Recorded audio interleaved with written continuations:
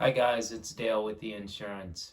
Today we're going to talk about an article that is it's about a it's about a coverage that I'm hoping a lot of small business owners have, but I'm thinking because it's so small that they may have overlooked it. The title of the article is Third Party Employment Practices Liability Insurance Basics. So just to jump into it, we know we're living in an incredibly litigious society, right? So much so that individuals are now looking at kind of taking out umbrella policies just to cover their liability. Individuals.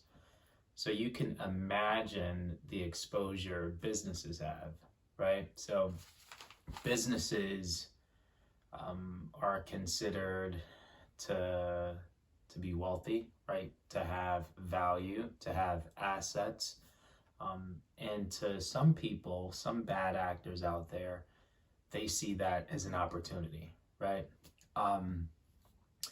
Unfortunately, many of the small business owners out there believe that their commercial general liability policy will actually provide coverage in situations where you actually need third-party employment practices liability insurance, EPLI, third-party EPLI. So just to illustrate it, let's take an example. Let's say you have a customer come in, they're served by your employee. After a bit of time, they come back, tell you that they were harassed by your employee. Furthermore, they go on to sue your company. You're on the hook. On one hand, CGL, commercial GL, it actually excludes coverage for harassment or discrimination, right? So in this case, your employee is claimed, we're not even getting into if they did it or not, but just claimed to have harassed a customer.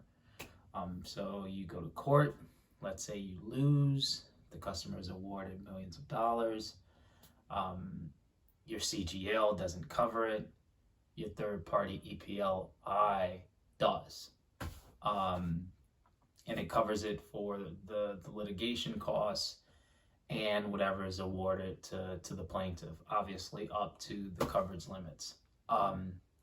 So kind of with that example, you can see how a litigious society coupled with perhaps a business that has high customer touch, that can create a lot of exposure, right?